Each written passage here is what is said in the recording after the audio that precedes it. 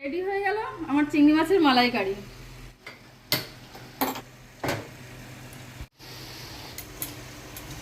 তেল গরম হয়ে গেছে, এখন চিংড়ি মাছগুলো তেলের মধ্যে দিয়ে দিচ্ছি।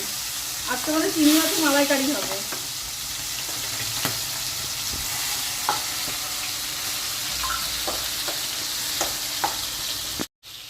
চিংড়ি মাছগুলো উল্টে দিচ্ছি এখন। বেশি ভাজতে হবে না, একটু টুকু করে উল্টে নিলে ভেজে ভেজে হয়ে যাবে। চিংড়ি মাছের জন্য মশলা নিয়ে নিয়েছি, পেঁয়াজ রসুন দু কোয়া রসুন নিয়েছি, একটু আদা নিয়েছি, একটা টমেটো নিয়েছি। আমার কাছে বড় পেঁয়াজ ছিল না, ছোট পেঁয়াজ ছিল, আমি তো ছোট দুটো পেঁয়াজ নিয়েছি। এটা আমি এখন মিক্সিতে বেটে নেব।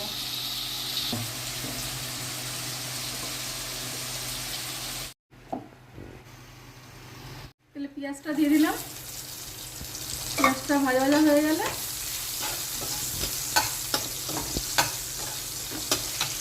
তারপর টমেটোটা দিয়ে দেবো।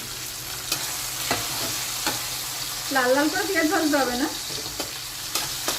যেহেতু এটা মালাইকারি হচ্ছে তো একটু ভাজতে। যেই বাটাটা বেটেছিলাম সেটা এর মধ্যে দিয়ে দিলাম। এর মধ্যে আমি আমার আন্দাজ মতো লবণ দিলাম, হলুদ গুঁড়ো, ধনে গুঁড়ো, জিরে গুঁড়ো, কাশ্মীরি লঙ্কা গুঁড়ো,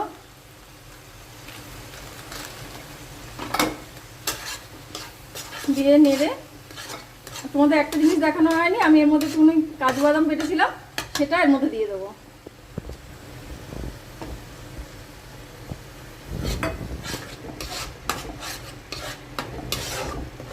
মশলাটা কষে গেছে, এবার একটুখানি জলটা হালকা উষ্ণ গরম জল করে নিয়েছি। গরম জল দিলে রান্নার টেস্টটা বেশি বাড়ে, তাই জন্য জল দিয়ে দিলাম। তারপর লঙ্কা দিয়ে দিলাম, আমার ঝাল অনুযায়ী আমি লঙ্কা দিয়েছি।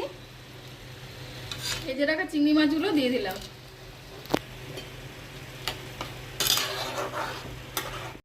এবার নুন মিষ্টিটা দিলাম। ওপর থেকে একটু ফ্রেশ ক্রিম দিয়ে নামিয়ে নেবে। রেডি হয়ে গেল আমার চিংড়ি মাছের মালাইকারি।